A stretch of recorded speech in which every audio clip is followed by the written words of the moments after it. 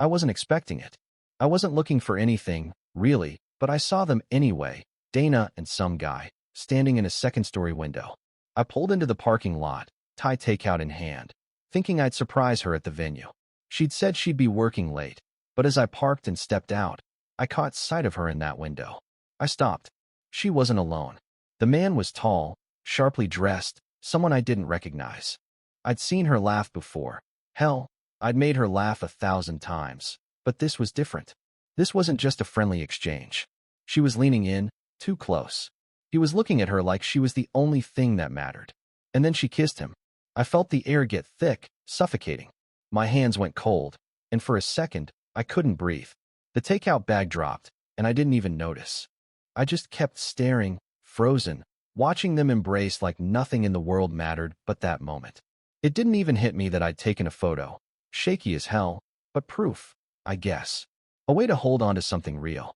And then, I did the only thing I could do. I turned around and left.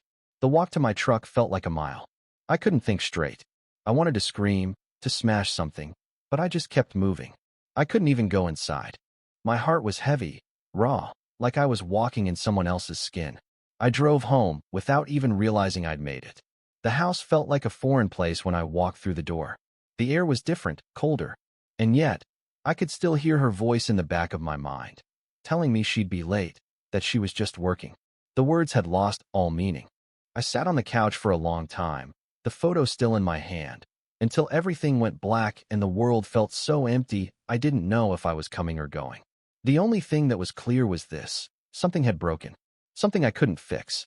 The next morning, I didn't know where else to go. I needed someone who understood betrayal, someone who'd been through it, someone who'd been forced to pick up the pieces and keep going. So, I drove to my dad's. Alan Reamer, 72, had been a man of few words when it came to matters of the heart. Hell, he'd never even talked much about the way my mom left him when I was a kid. She didn't even leave a note. She just packed up and vanished one day, right after I started high school. I didn't ask why, never really needed the details, just knew enough to see how it hit him. That was enough. I knocked on the door, still holding the photo from last night. He opened it, his face unreadable. "Morning, Jack. What's up?" His eyes glanced down at the bag I was carrying. It wasn't my usual early morning visit, that's for sure.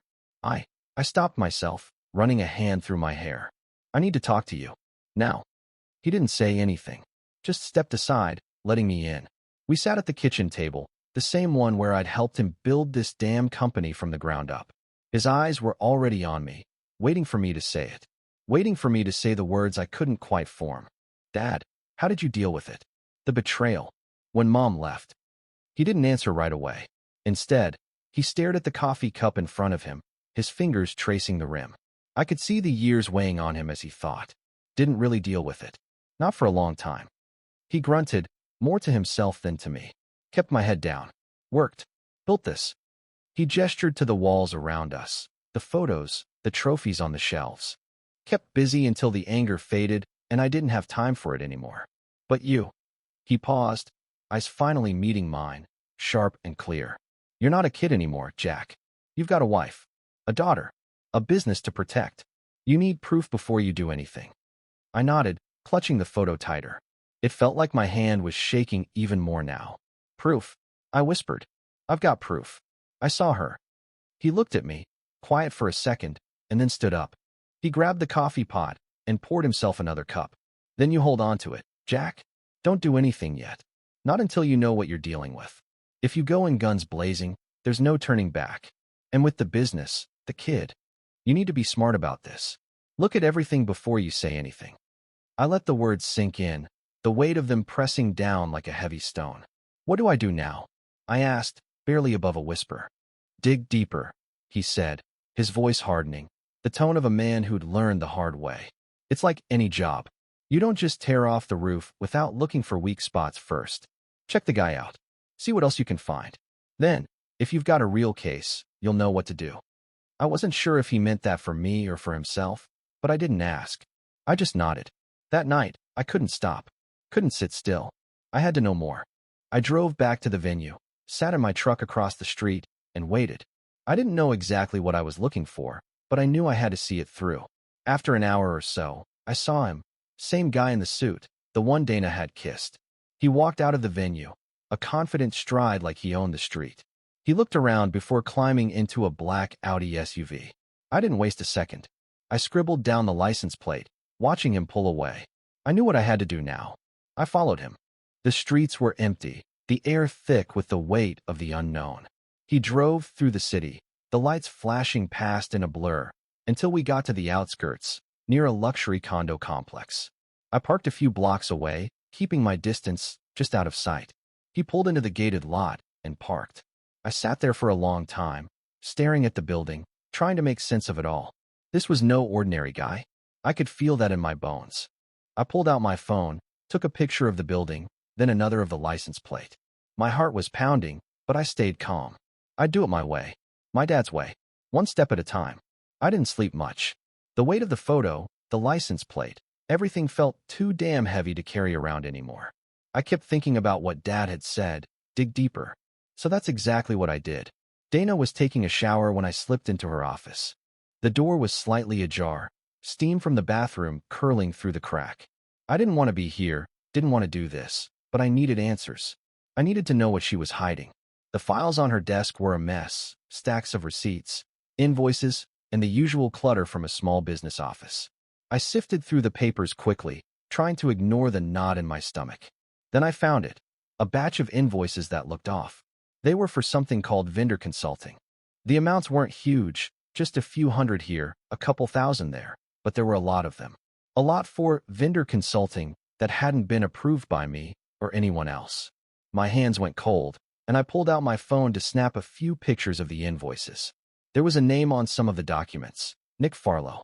The name I'd seen in the license plate I'd written down the night before. My mind was spinning. This wasn't just a mistake. This was something else entirely. I pulled open the filing cabinet, flipped through a few more folders, and found a stack of business expense reports. Something wasn't right about the numbers either. They didn't add up. I was no accountant, but I knew enough to recognize that kind of discrepancy. I kept checking the dates, then the amounts. It was all getting messier by the minute.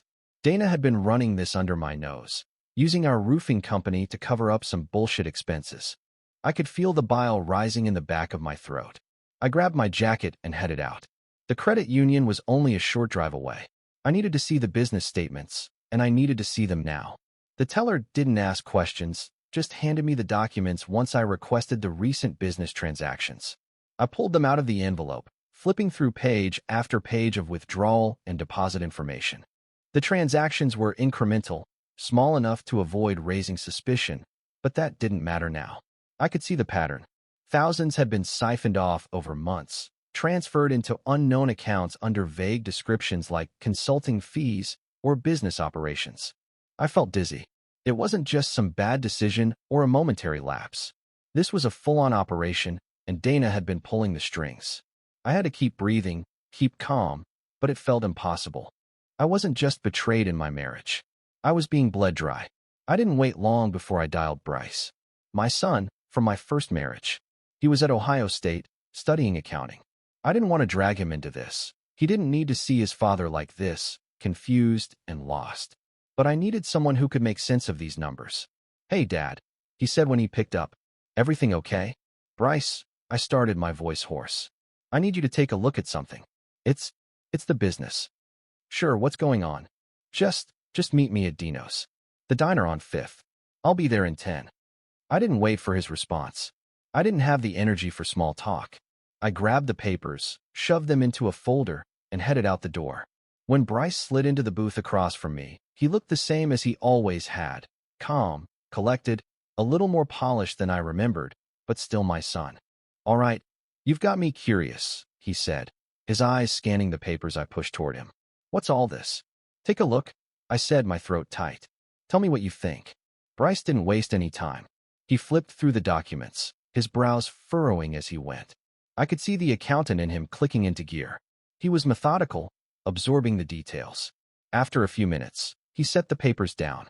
His eyes met mine, but there wasn't any surprise in them, just a quiet, focused concern.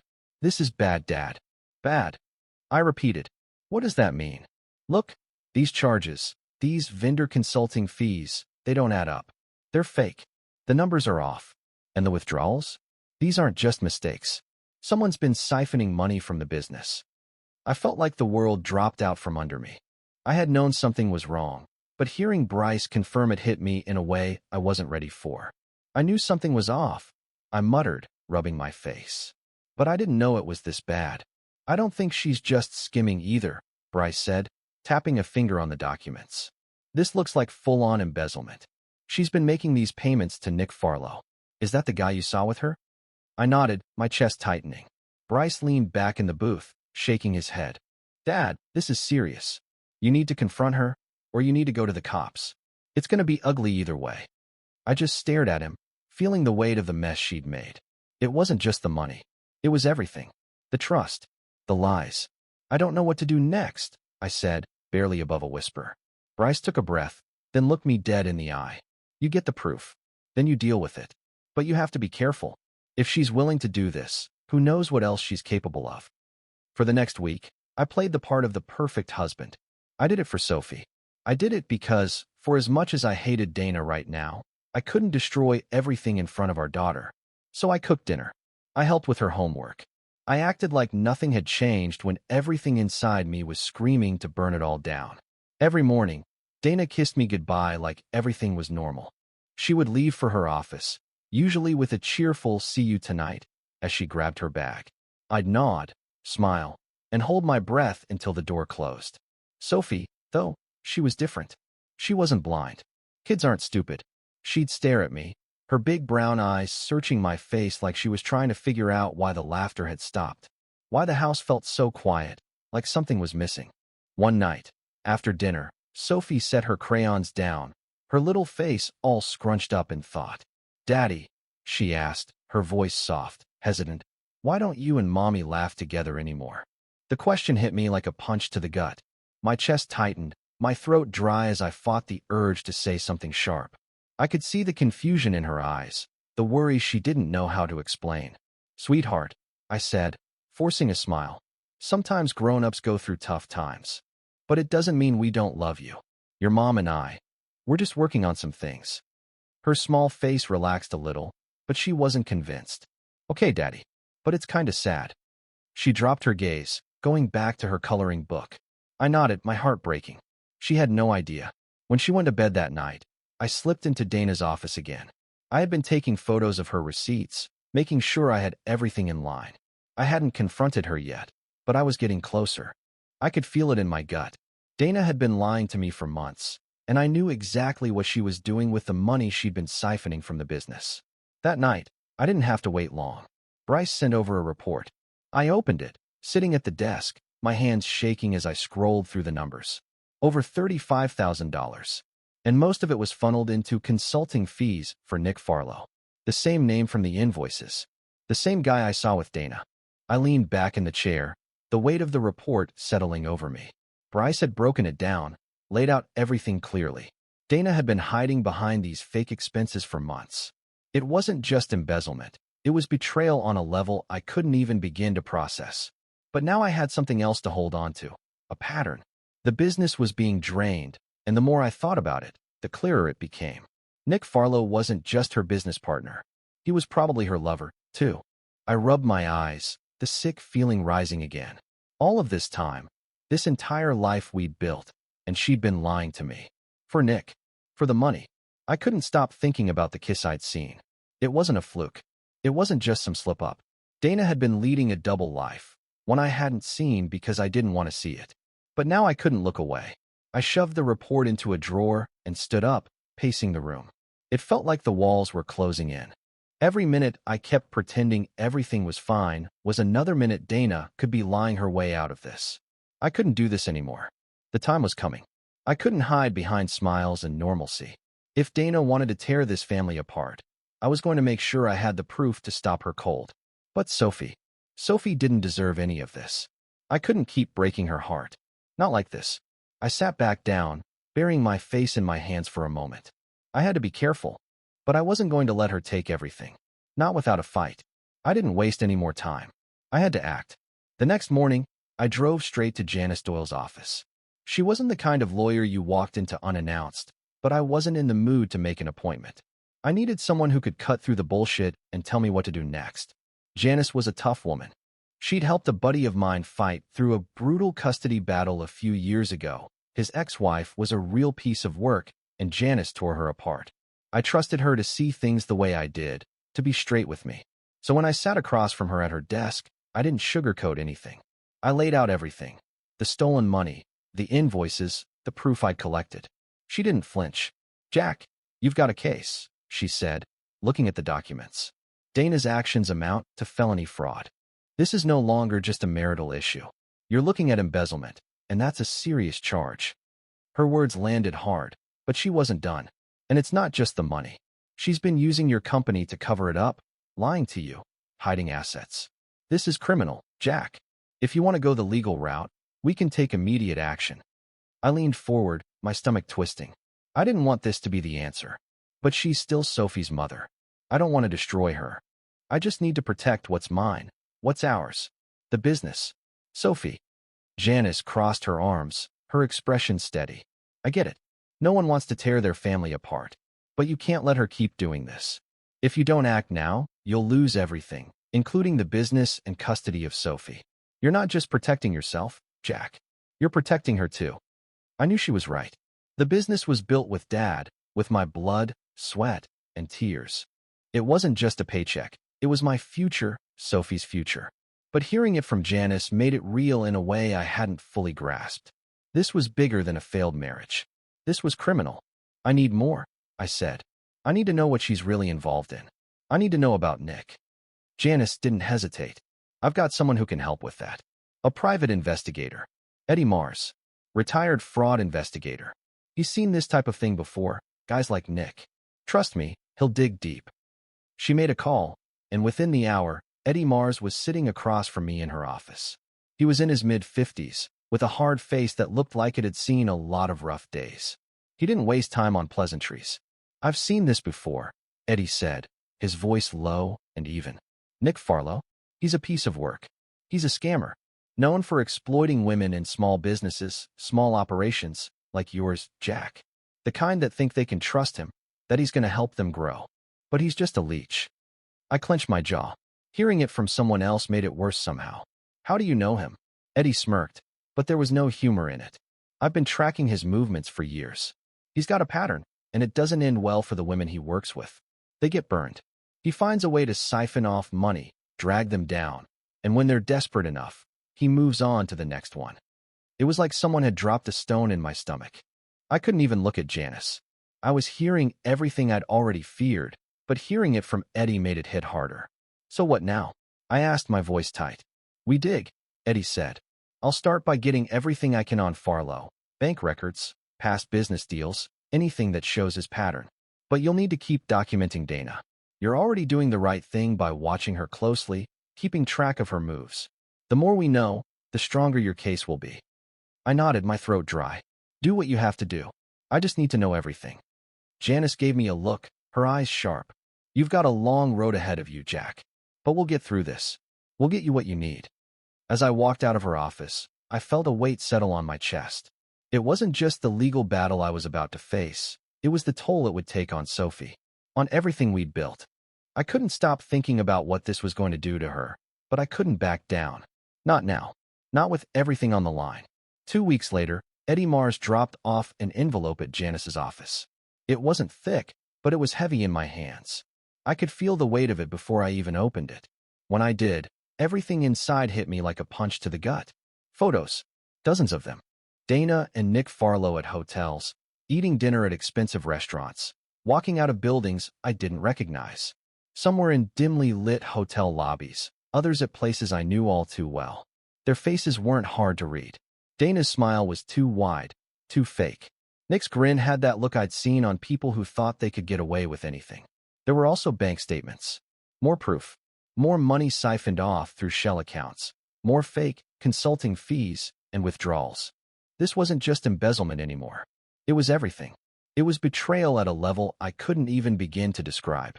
I sat at Janice's desk, my stomach in knots, as she flipped through the envelope. "This is good," she said quietly, her voice low and professional. "We've got everything we need. These photos, the bank data, It's solid evidence. You're looking at full custody of Sophie and sole ownership of the business. If we take this to court, there's no question you'll win." The silence that followed felt like a dam about to burst. I stared at the photos again, trying to keep my anger from spilling over. The whole time, I kept thinking about Sophie, how she'd never seen her mom this way, how she'd never understand what her mother had done to us. I had to end this. There was no turning back. Janice stood up and grabbed her coat. "Are you ready to confront her?" I didn't answer right away. Instead, I thought about the next few hours, about what I was about to do to the woman I'd spent over a decade of my life with. It wasn't just a marriage anymore. It was a wreck. A lie. I nodded. "Let's do it." By Friday afternoon, Sophie was at a sleepover, and the house was unnervingly quiet. I paced in the living room, waiting for Dana to come home. When she finally walked through the door, she had that smile on her face, the one that used to make everything feel normal. But it wasn't normal anymore. It hadn't been for a long time. "Hey," she said, her voice soft, like she was trying to read my face. "Sophie okay?" "She's fine," I replied, standing by the kitchen table. I wasn't going to drag this out. Dana froze, her eyes narrowing slightly. "What's going on, Jack?" I didn't waste any more time. I reached for the envelope Eddie had given me and laid the photos out on the table. I kept my eyes on hers as I did it, watching her face change. "Tell me why you're in these pictures," I said flatly. Her eyes darted over the photos, but she didn't speak. I saw her lips pressed together, the tension building in her shoulders.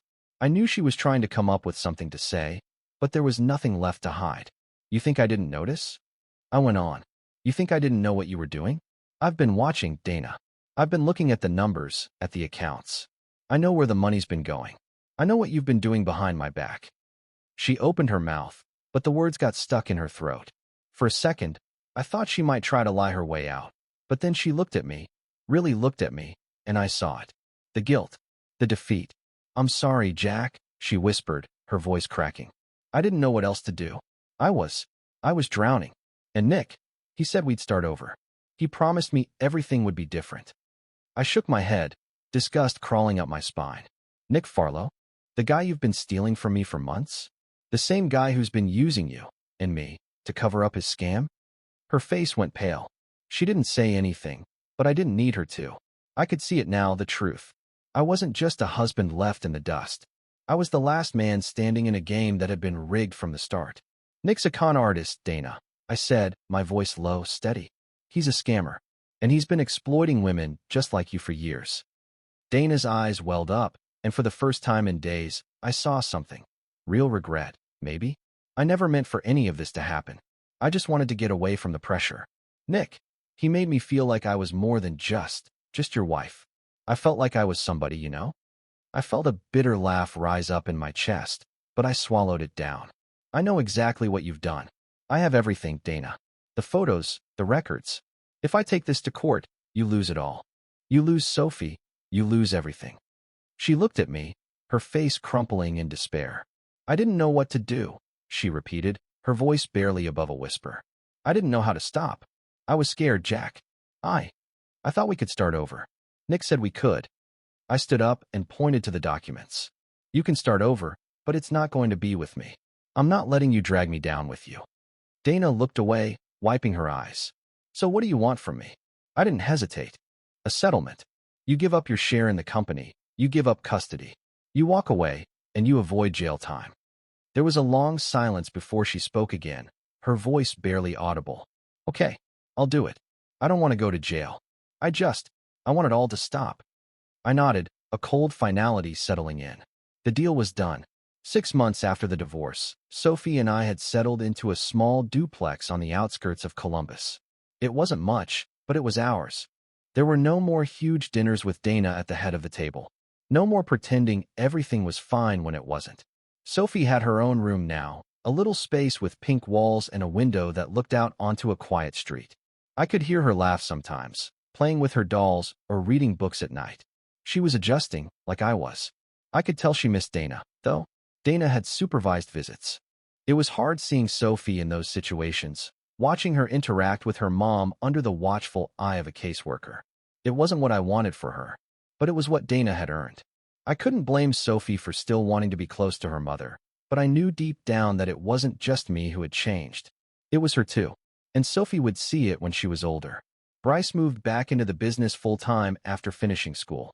We had some long conversations in those first few weeks, figuring out how to keep the company running smoothly without the extra drama. Then one afternoon, over lunch in the office, he hit me with an idea. "Dad, I've been thinking," he said, his fork halfway to his mouth. "You've worked hard to build a reputation in this town. We've been doing this for years, and we're known for the right reasons.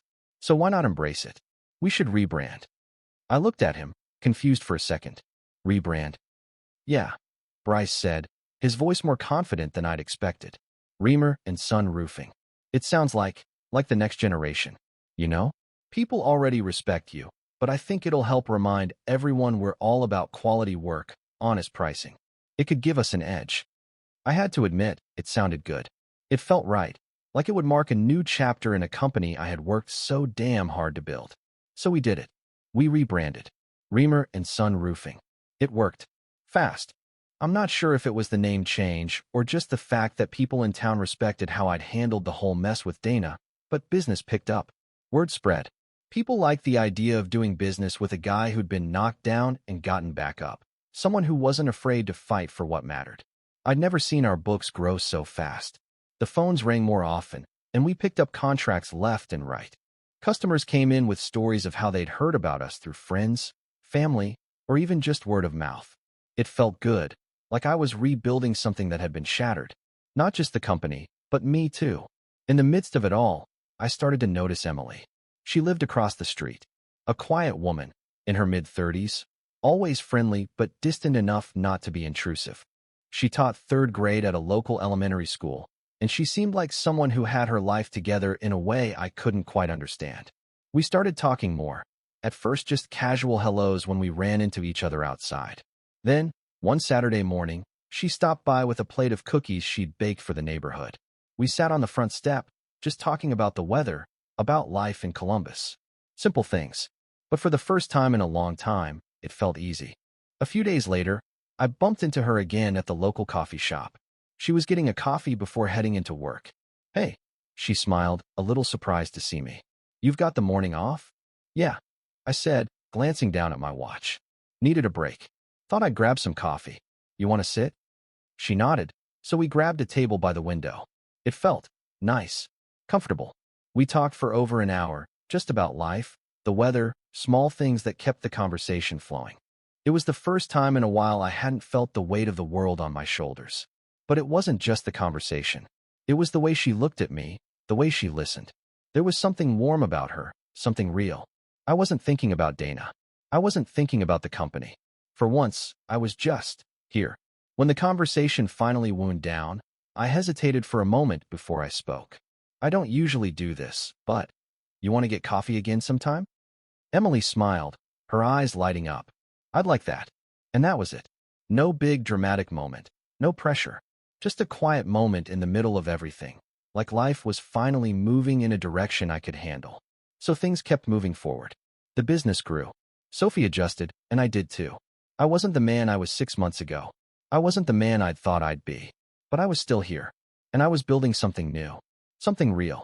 Something I could trust. It was a quiet Tuesday morning when Lori showed up at the door. I didn't expect her. Hell, I barely knew her, really. She was Dana's older cousin. Someone who'd always kept her distance. Or maybe I'd just never made the effort to connect.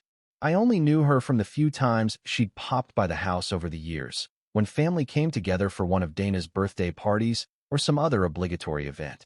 But there she was, standing on my doorstep with an envelope in her hand, her face tight with something I couldn't place. "Jack," she said, holding out the envelope. "This is for you." I glanced down at the thick, sealed letter. Dana's handwriting was unmistakable on the front. I didn't even have to open it to know it was her. "What's this?" I asked, already feeling my stomach tighten. Lori hesitated for a moment, glancing around as if she wasn't sure how to start. She shifted on her feet, clearly uncomfortable. "It's from Dana's brother. Casey. He's been looking for her, Jack. She's been gone for months." My heart skipped. I couldn't have heard her right. "Gone? What do you mean gone?" Lori swallowed hard, eyes darting to the letter in my hands. "She vanished." The day after the court hearing. Just packed up and left? No word, no nothing. Casey's been trying to reach you, but he didn't know how. He hired a private investigator and, well, he's got reason to believe Dana might be in danger. I didn't know what to say. My mind was still stuck on the word vanished. Dana? Vanished? After everything? My hands felt cold as I turned the envelope over, tearing it open. Inside was a letter written by Dana. I recognized her handwriting immediately, but it looked rushed, the words uneven and hurried. It was dated a few months ago. Jack, it began. If you're reading this, then something's happened to me. I don't know how to explain, but I need you to know the truth about everything. I wasn't just stealing to get by. Nick made me do it. He forced me into it. I didn't know how to get out. I thought I could keep it together for Sophie, for us, but I couldn't anymore. I'm scared of him, Jack. He's not who he says he is. He's dangerous. If anything happens to me, it's because of him. And please, don't let him anywhere near Sophie. She's not safe with him. I'm so sorry for everything. I never meant for any of this. I love you always. The letter shook in my hands. I had to read it twice to fully take it in. Dana was saying she was scared of Nick, that she hadn't been stealing for the reasons I thought. I'd always assumed she was just in it for the money. But this changed everything. Dana's gone. I finally managed to say, my voice hoarse. Lori nodded slowly. She packed up with Nick and left, and no one's heard from her since. Casey's been beside himself, trying to find her. He's scared, and now he's worried about Sophie, too. I felt my pulse pick up, the sudden rush of panic choking me. I stared at the letter again, my mind racing. If anything happens to me, it's because of him. It hit me hard. Harder than anything Dana had said before, harder than any of her excuses or the anger I'd been holding onto for months. She wasn't just lying to me. She was terrified. I looked up at Lori, trying to steady myself. What do you want me to do with this? Why are you giving this to me? She took a breath, hesitating before speaking. Casey wants to meet with you. He's been trying to track down Nick, but he needs your help. He wants you to be involved, to help find out what really happened to Dana. I stared at the letter again, my thoughts a jumbled mess. I didn't want to help. I didn't want anything to do with Dana. She had destroyed everything. But I couldn't ignore this. I couldn't ignore the possibility that everything I'd thought I knew was wrong. I ran a hand through my hair, fighting the anger, the confusion. So what now? How do we even start looking for her? Lori stepped forward, her voice more urgent now. I don't know. Casey has a PI working on it, but it's slow. He thought you might have more answers. Maybe you know something that could help. I nodded, but it didn't feel real. I didn't want to think about Dana being in trouble, about Nick possibly hurting her. But there was too much at stake. Sophie was at the center of all of this, and I wasn't about to let anyone take her from me. Not Nick, not anyone. I'll meet with Casey, I said finally, my voice firmer than I felt. We'll figure this out. Lori looked relieved, like a weight had been lifted off her. Thank you, Jack. I didn't know who else to turn to. I nodded, but didn't say anything. I had a lot to process, but one thing was clear. If Dana was in danger, I had to know the truth. I couldn't let her disappear, not like this, not with Sophie's safety hanging in the balance. And just like that, everything started to feel like it was spiraling again. The world I tried to rebuild was shaking at its foundation. I wasn't sure what I was looking for, but Lori and I were determined to find something. Anything. She brought over the PI's files that afternoon. Case notes, photos, and interviews. We spread it all out on the kitchen table, papers scattered everywhere like we were piecing together a puzzle that didn't make sense. Casey's PI, a guy named Frank, had been digging into Nick Farlow's past for months, but the trail was cold. Still, there were patterns, connections that made my skin crawl. Nick had a long history of targeting women, small business owners, women like Dana who wanted to believe someone was there to help. At first, it was always the same. Nick would swoop in, promise to help them grow, take control of finances, then slowly start siphoning money off, leaving them with nothing but debt. Some of the women had reported him to the police, but nothing ever stuck. No one had ever put it all together until now. I sifted through the photos of these women, angry, broken, all left in the same wreckage. My stomach churned. Nick wasn't just a con man. He was a predator. Lori sat across from me, her face drawn tight with worry as we pieced together more of Nick's story. It's like he's been doing this for years, she muttered. How could we not see it? Because we didn't want to, I said quietly, feeling the bitterness rise in my throat. I didn't want to see it. I thought Dana was just messing things up on her own.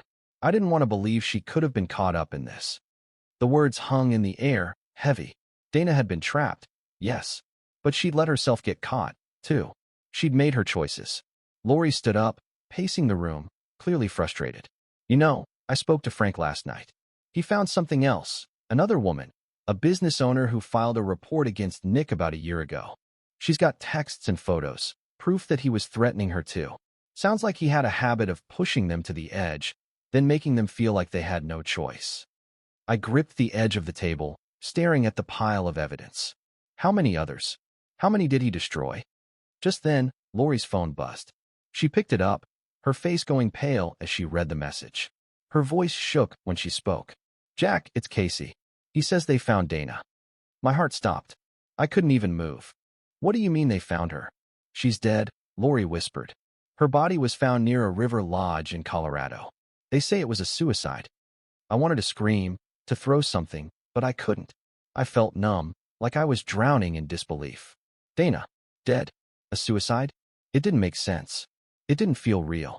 I shook my head, my voice barely audible. That's bullshit. It wasn't suicide. Lori took a breath, glancing at the papers in front of us. Jack, we need to look at this differently. We need to prove it wasn't. Over the next few weeks, we dug deeper into everything. Photos started to surface. Dana, bruised and scared, the kind of images that made your heart twist. Texts too, angry messages from Nick, threats, intimidation, and accusations. If you tell anyone, you'll regret it. You're nothing without me. It was clear now. Nick had been abusive, controlling. He had made Dana believe she was trapped. I contacted Janice right away. She was ready to help. This changes everything, she told me, going over the photos and texts. This wasn't just financial manipulation. This was abuse. And now, it looks like murder. We didn't waste time. Janice used her connections to get the authorities to reopen the investigation into Dana's death. I sat with her in her office one day, going over every detail of Nick's past, every lie he'd told, and every threat he'd made. We knew we had enough to go to the police, but we needed more. Months passed, and the investigation slowly picked up steam. Frank, the PI, tracked down more women who'd been involved with Nick. One by one, they came forward, telling their stories, confirming what we already knew. Nick had been scamming women for years, stealing from them, and using them. But now, we had the most crucial piece. Other women had come forward to corroborate what had happened to Dana. They'd all been threatened by Nick. They'd all been manipulated. Finally, it happened. Nick Farlow was arrested in Arizona a few months after Dana's body was found. The charges were staggering: fraud, theft, and second-degree murder. When I got the news, I didn't feel relief. Not really. It wasn't like I could finally breathe easy. But it felt like some kind of justice had been served, even if it was too late for Dana. Even if nothing could bring her back. I thought about Sophie. She deserved more than the wreckage Dana had left behind. But at least she had the truth now. At least she would know who her mother really was, and what had really happened. I wasn't going to let Nick take her too. Not if I could help it. Justice had been served, but it didn't feel like a victory. It felt like a moment where everything I thought I knew about my life had been rewritten, and all I could do was keep going, keep moving forward, and keep Sophie safe. That was all I had left. It was a cool, overcast afternoon when I took Sophie to Dana's grave. The sky hung heavy, like it was holding its breath. We didn't talk much on the way there. I knew what was on her mind. She'd been asking questions for weeks, about her mom, about everything that had happened. I parked in front of the cemetery and took a deep breath. Sophie was quiet, her small hand gripping mine as we walked toward the headstone. The stone was simple, just her name, the dates, and a short phrase, "Beloved Mother." Sophie didn't seem to notice the words. She dropped to her knees, pulling a folded sheet of paper from her pocket. She always had something she wanted to leave behind, a picture or a note. Today, it was a drawing. "Mommy's up there," she said softly, pointing to the sky. "She's watching." I couldn't say anything to that. I knelt beside her, my heart aching as I watched her carefully place the drawing on the grave. It was of our family, simple stick figures of me, Sophie, and Dana, all holding hands. In the clouds above, a figure of Dana hovered, smiling down on us. She looked up at me, her big brown eyes filled with innocence. "Do you think she can see us, Daddy?" I swallowed, the lump in my throat bigger than I expected. Yes, sweetie. I think she can see us. Sophie kissed the drawing before standing up and holding my hand again. We walked back to the truck in silence, and I felt a strange peace settle over me. Dana had made bad choices, choices that had torn apart everything she loved. But I had to believe that somewhere in all of it, she had loved Sophie. Maybe it hadn't been enough, but it had been there. And that was what mattered. Back at the house, Emily was in the backyard with Sophie. I watched them for a moment through the window, Emily sitting on the grass, laughing as Sophie ran circles around her. It was the kind of laughter that felt real, easy, joyful. I couldn't remember the last time I'd heard Sophie laugh like that. Emily had become a constant in our lives, a steady presence in a world that had been anything but. She'd become someone I could talk to, someone who listened when the weight of the past felt too heavy. She wasn't Dana, but she didn't need to be. She was herself, and that was enough. I stood there for a while, watching them, and thought about the way things had changed. Reamer and Son Roofing was thriving. We'd won a big contract with a major local developer, and the business had grown faster than I ever thought possible. With Bryce by my side, things had stabilized. People respected us, and that was more than I'd hoped for when I was sitting in that empty house, wondering how I was going to put my life back together. The door opened behind me, and Emily stepped in, wiping her hands on a towel. She gave me a soft smile, and for a moment, everything felt calm. "How was the visit?" she asked, her voice quiet but warm. "Good," I said, my voice steady. "It was good." She nodded, sensing the weight in my voice. Sophie seemed happy. I turned to look at her, feeling a shift in my chest. "Yeah, she's good. She's starting to really adjust." Emily stepped closer, her hand brushing mine. There was something there, something unspoken, but real. I wasn't sure where it was going, but I wasn't in any rush to figure it out. For the first time in a long time, I felt like I could trust that things might just turn out the way they were supposed to. I watched Sophie and Emily outside for a while longer. It was strange, seeing them both in my life. Sophie, the daughter I was learning to protect and raise on my own, and Emily, someone who was making that a little easier. I took a deep breath, letting the moment settle into me. I'd been betrayed, burned, and nearly broken. But I hadn't given up. And now, standing here, I realized I hadn't just rebuilt my business. I was rebuilding my life too, one choice at a time. Some things can't be broken. They can only be rebuilt. And right now, I was building something worth holding on to.